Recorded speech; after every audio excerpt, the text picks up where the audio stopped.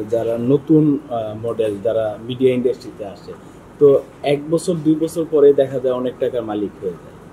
তো এটা কিভাবে সম্ভব? অ্যাজ এ আর্টিস্ট হিসাবে আপনি এই বিষয়টা কিভাবে দেখেন? এটা আমি জানি না, এটা অফার সবাই বলবে, ভালো মন্দ মিলেই কাজ। আমি কাজই করছি ৩-৪টা, আর আমি একদম মিডিয়াতে নিউ। আমার ভালো একটা ছেলে দরকার, ভালো মনের, টাকা পয়সাওয়ালা ছেলেকে বিয়ে করলে সে আমাকে রেখে আরেকদিন পর আরেকটা মেয়ে নিয়ে চলে যাবে। কোনো কাজই ছোট না। আমি যার জন্য মারা যাব, সে তো ঠিকই দিব্যি আরেকটা মেয়ে নিয়ে মজা করবে, যা মানে মন চাই সেটা করবে। আমি বর্ষা, আমি একটা মডেল আর পাশাপাশি উদ্যোক্তা।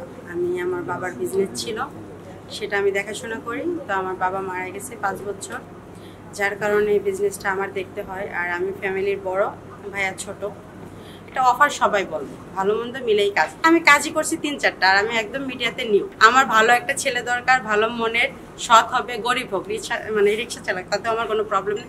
বাট সুগার ডেডি, টাকা পয়সাওয়ালা ছেলেকে বিয়ে করলে সে আমাকে রেখে আরেকদিন পর আরেকটা মেয়ে নিয়ে চলে যাবে, আরেকদিন আরেকটা মেয়ে আমাকে টাকায় দেবে। তো টাকায় সব সুখ না, বা টাকায় সব সুখ। একটা বিষয় জানতে চাই যে আমরা দেখছি যে সম্প্রতি সময়ে যারা নতুন মডেল যারা মিডিয়া ইন্ডাস্ট্রিতে আসে, তো ১ বছর ২ বছর পরে দেখা যায় অনেক টাকার মালিক হয়ে যায়।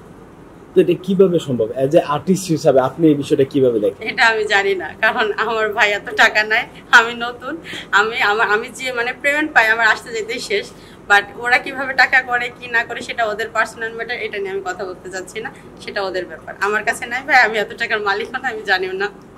মানে আমি মেসেজ দিতে চাই যে কোনো কাজই ছোট না। আমি মেয়েদেরকে বলি, অনেক মেয়েরা ডিভোর্সি বলে সুইসাইড করে, বিষ খায়। আমি মনে করি যে কেন বিষ খাবো? আমি যার জন্য মারা যাব, সে তো ঠিকই দিব্যি আরেকটা মেয়ে নিয়ে মজা করবে, যা মানে মন চাই সেটা করবে। বাট তার পার্সোনাল ব্যাপার। বাট আমার লাইফটা কেন আমি নষ্ট করব? আমি মনে করি যে হ্যাঁ, আমি চার দোকান দিছি, কেউ আমাকে বলতেছে ওই মেয়েটা চা বিক্রি করে, ছোট, ওর সাথে কথা বলা যায় না, সেটা তার ব্যাপার। আমি কেউ চার থেকেও বড় লোক হয়, কেউ ভ্যান চালাই, গাড়ি কিনতে পারে, কেউ ৪ তলা বাড়ি করতে পারে, চা বিক্রি করে। তো আমি মনে করি কি, কোনো কাজই ছোট না। আমি মুচির কাজ করি, বা আমি চা বিক্রি করি, বা আমি ভ্যান চালাই, আমি তো চুরি করে খাচ্ছি না, বা কারোটা মেরেও খাচ্ছি না। আমি সৎ পথে ইনকাম করতেছি, তো আমি সৎ পথে ইনকাম করি। কে কি বললো সেটা তো দেখার দরকার। সমাজ আমাকে ১০ টাকা দেবে না, সমাজ আমাকে একবেলা খেতেও দেবে না। অনেকে অনেক কিছু বলো, যেমন আমি আপনাদের সামনে আজকে ইন্টারভিউ দিচ্ছি, এটা যখন আপনারা সার্ভে, অনেক কমেন্টস আসবে, অনেক নেগেটিভ আসবে, ভালো হবে, সেটা তাদের ব্যক্তিগত ব্যাপার। আমার মন থেকে যেটা মনে হলো আমি সেটা বলবো।